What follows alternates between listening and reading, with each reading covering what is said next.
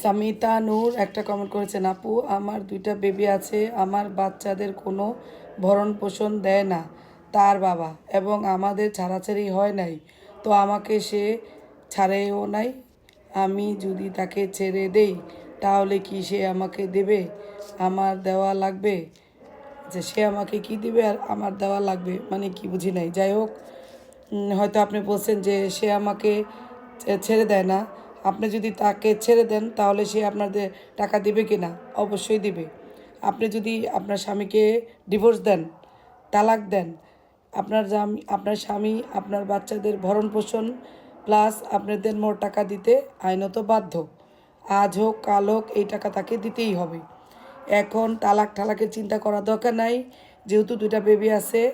আপনি ওদের খরচ দেয় না, আপনার খরচ দেয় না, এই 2 বাচ্চার দিকে তাকায়া আপনি তার বিরুদ্ধে ভরণ পোষণের মামলা মানে খোরপোশের মামলা দায়ের করেন।